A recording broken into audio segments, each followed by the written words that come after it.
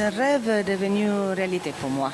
Parce que quand j'avais connu la création du musée de la civilisation noire à Dakar, j'ai pensé que c'était une initiative extraordinaire, surtout pour une puissance culturelle comme le Sénégal. J'ai pensé que l'Italie devait faire quelque chose, participer à ce projet.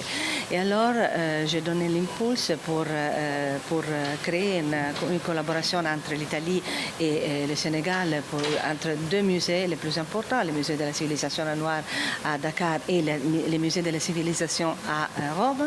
Et ils sont venus en contact, ils ont collaboré, ils ont parlé, ils ont décidé de faire une convention formelle pour créer des opportunités de croissance pour toutes les initiatives culturelles italiennes et aussi sénégalaises.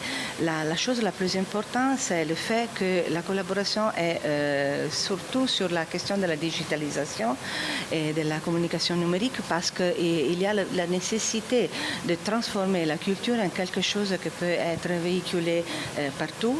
Et alors, ils ont le directeur du musée de la civilisation noire sénégalais et le directeur italien ont la volonté de créer des opportunités de formation pour les jeunes, d'exhibitions virtuelles. Nous avons une grande tradition d'archives digitales pour la culture immatérielle, que c'est quelque chose de vraiment important pour rester dans la contemporanéité, mais en avant les racines dans le passé.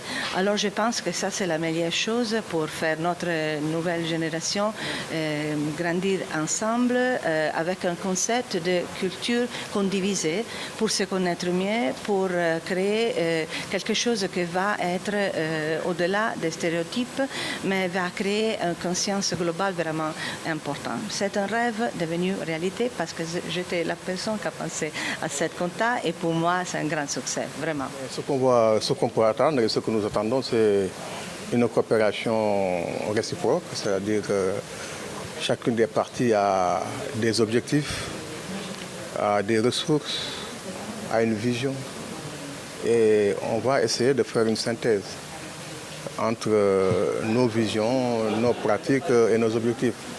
Ce qui est intéressant par contre à la base, c'est que le musée de la civilisation italienne à Rome et le musée des civilisations noires ici ont à peu près les mêmes trajectoires.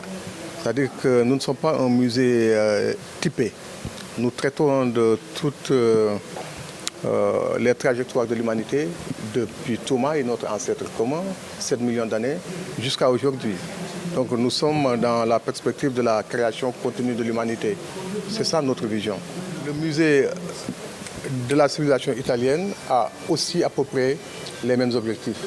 Parce qu'il traite de l'Antiquité la plus ancienne jusqu'à la production contemporaine et il traite même de l'immatériel. Donc ça veut dire que c'est deux musées qui ont une espèce de liaison dans l'ADN.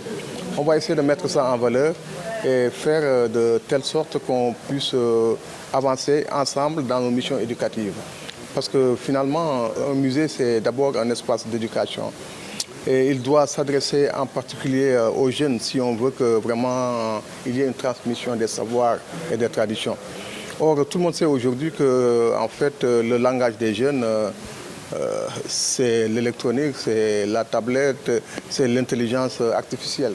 Donc on va mettre beaucoup d'accent sur le numérique afin de reconstituer des sites et des monuments importants et aussi mettre en valeur la production contemporaine dans tous ces domaines et ne pas oublier le patrimoine culturel immatériel parce que ce patrimoine-là aussi doit être transmis et on sait, comme disent les anciens, si le patrimoine c'est ce qu'on a reçu de nos prédécesseurs, il est toujours articulé à la tradition, ce qui mérite d'être transmis. Si les jeunes ne connaissent pas ces traditions-là, ils ne vont pas les transmettre. Et le numérique est un des moments, un des moyens pour faire connaître nos traditions à nos jeunes.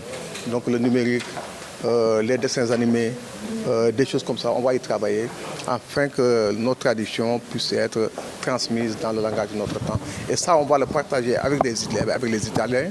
On va faire venir ici des expositions italiennes sur l'Antiquité, sur les traditions populaires et on fera aussi partir là-bas des expositions sénégalaise, sur les périodes les plus anciennes et sur aussi le patrimoine immatériel et tout cela articulé à un usage que nous penserons intelligent du numérique.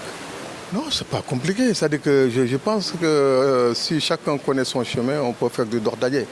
Donc c'est ce qui se passe. Je pense que j'ai eu à rencontrer les responsables de la culture italienne. L'ambassadeur a joué un rôle très très important parce qu'il a été un peu la cheville ouvrière de tout cela. Maintenant, on en est au concept, on a un acte normatif, on va essayer de transformer l'essai.